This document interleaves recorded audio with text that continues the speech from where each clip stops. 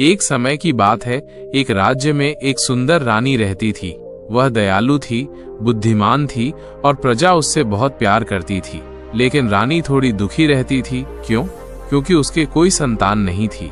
एक दिन रानी बाग में टहल रही थी, तभी उसने एक साधु को देखा। साधु गहरी समाधि में लीन थे। रानी ने उन्हें प्रणाम किया और बड़ी विनम्रता से पूछा, महाराज, क्या आप मेरी मदद कर सकते हैं? साधु ने अपनी आंखें खोली। उनकी दृष्टि शांत और करुणामयी थी। देवी, उन्होंने कहा, तुम्हारी इच्छा क्या है? रानी ने अपनी पीड़ा बताई। महाराज, मेरी कोई संतान नहीं है, क्या कोई उपाय है? उसकी आवाज में निराशा थी। साधु ने कुछ देर सोचा, फिर मुस्कुराए। हाँ देवी, तुम एक फल खाओ, जल्द ही तुम्हें एक पुत्र रत्न की प्राप्ति होगी। रानी की खुशी का ठिकाना न रहा। सच? उसने पूछा। उसकी आंखों में चमक आ गई। क्या ये सच है?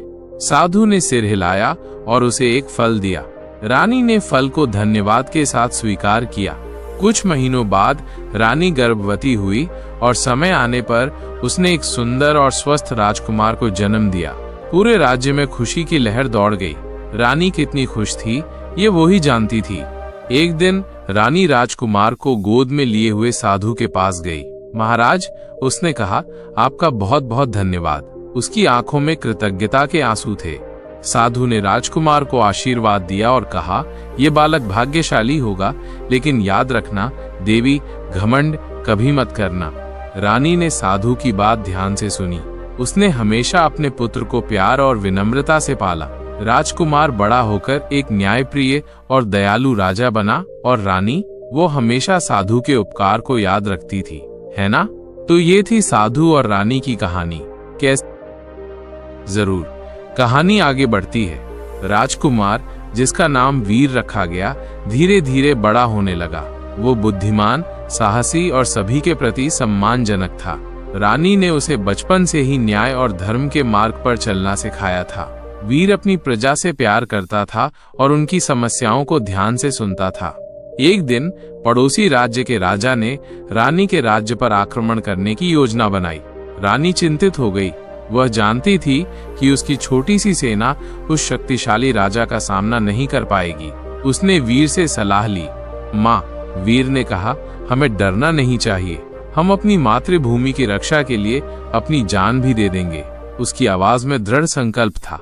रानी ने अपने मंत्रियों और सेनापतियों को बुलाया। सभी चिंतित थे, लेकिन वीर के आत्मविश्वास ने उनमें भी आशा जगाई।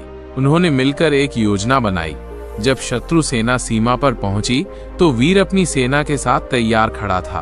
उसने न केवल बहादुरी से लड़ाई लड़ी, बल्कि अपनी बुद्धिमत्ता का भी परिचय दिया। उसने शत्रु सेना को भ्रमित करने के लिए नई रणनीतियां अपनाई। लड़ाई कई दिनों तक चली। रानी भी अपनी प्रजा को प्रोत्साहित करती रही। अंततः वीर की सेना ने शत्रु सेना को बुरी तरह हराया। पड़ोसी राजा को अपनी हार स्वीकार करनी पड़ी और वो वापस लौट गया। पूरे राज्य में विजय का उत्सव मनाया गया। रानी को अपने पुत्र पर बहुत गर्व था। तुम सच में एक वीर हो, उन्होंने उसे गले लगाते हुए कहा। वीर ने विनम्रता से उत्तर दिया, माँ, यह आपकी शिक्षाओं और प्रजा के आशीर्वाद का फल है। समय बीतता गया। वीर एक महान राजा बना। उसने अपनी प्रजा के लिए कई कल्याणकारी कार्य किए। उसके राज्य में सुख, शांति और समृद्धि थी। रानी ने अपने जीवन के अंतिम दिनों तक अपने पुत्र का मार्गदर्शन किया। एक दिन जब रानी वृद्धा हो गईं, तो उन्होंने वीर को अपने पास बुलाया। पुत्र, उन्होंने कहा, मुझे अब शांति से जाने दो। मैंने अपना कर्तव्य पूरा कर लिया है। तुम एक महान राजा बनोगे और अपनी प्रजा का हमेशा ध्यान रखोगे, है ना? उनकी आवाज कमजोर थी, लेकिन उनकी आंखों में संतोष था। वीर की आंखों में आंसू आ गए। माँ, उसने कहा, आप हमेशा हमारे दिलों में रहेंगी।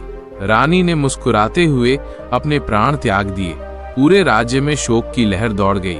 वीर ने अपनी माँ के सम्मान में भव्य अंतिम संस्कार करवाया और वीर, वह अपनी माँ की शिक्षाओं को कभी नहीं भूला। उसने हमेशा न्याय और करुणा के साथ शासन किया। उसका राज्य एक आदर्श राज्य बन गया और लोग, वे अपने राजा और अपनी दिवंगत रानी को हमेशा याद करते रहे। क्या ये एक अच्छी कहानी का अंत नहीं है? जरूर, कहानी आगे बढ़ती है। वीर के शासनकाल के बाद वीर ने कुशलता पूर्वक कई वर्षों तक शासन किया। उसके राज्य में कला, साहित्य और विज्ञान का विकास हुआ।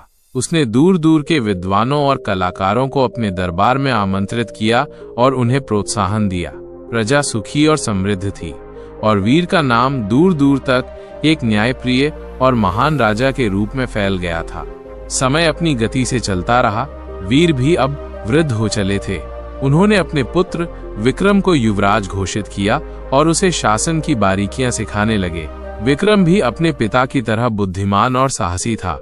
उसने प्रजा के बीच रहकर उनकी समस्याओं को समझा और उनके समाधान खोजने का प्रयास किया। एक दिन वीर ने विक्रम को अपने पास बुलाया। पुत्र, उन्होंने कहा, मैंने अपना जीवन अपनी प्रजा की सेवा में समर्पित कर दिया। अब मेरी इच्छा है कि तुम भी इसी मार्ग पर चलो। हमेशा न्याय और धर्म का पालन करना और कभी भी अपनी प्रजा को निराश मत करना। उनकी आवाज में अनुभव और स्नेह का मिश्रण था। विक्रम ने अपने पिता की बातों को ध्यान से सुना और उन्हें वचन दिया कि वो हमेशा उनकी शिक्षाओं का पालन करेगा। कुछ समय बाद राजा वीर का देहांत हो गया। पूरे राज्य में शोक की लहर दौड़ गई। विक्रम ने अपने पिता के सम्मान में राजकीय शोक घोषित किया और स्वयं विधि विधान से उनका अंतिम संस्कार किया। विक्रम अब सिंहासन पर बैठा।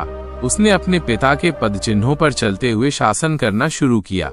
उसने प्रजा के कल्याण के लिए नई योजनाएं बनाई और राज्य के विकास के लिए अथक प्रयास किए। एक बार विक्रम के राज्य में भयंकर सूखा पड़ा। नदियां सूख गईं और खेत बंजर हो गए। प्रजा भूख और प्यास से व्याकुल थी। विक्रम बहुत चिंतित हुआ। उसने अपने मंत्रियों और विद्वानों से सलाह ली, लेकिन कोई कारगर उपाय नहीं मिल रहा था। तब विक्रम ने स्वयं तपस्या करने का निर्णय लिया। वह घने जंगल में गया और कई दिनों तक अन्न जल त्याग कर ईश्वर की आराधना की। उसकी निष्ठा और तपस्या से प्रसन्न होकर इंद्र देवता प्रकट हुए। हे राजन, इंद्र ने कहा, तुम्हारी प्रजा की पीड़ा मुझसे देखी नहीं जाती। मैं तुम्हारे राज्य में वर्षा कराऊंगा। और सचमुच कुछ ही दिनों में आकाश काले बादलों से घिर गया और मूसलाधार बारिश शुरू हो गई। नदियां फिर से भर गईं और खेत हरे भरे हो गए। प्रजा की खुशी का ठिकाना न रहा।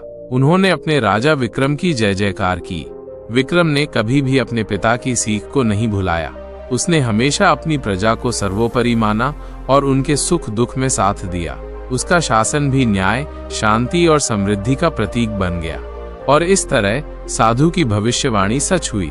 रानी को एक महान पुत्र मिला और उस पुत्र के पुत्र ने भी अपने राज्य को नई ऊंचाइयों पर पहुंचाया।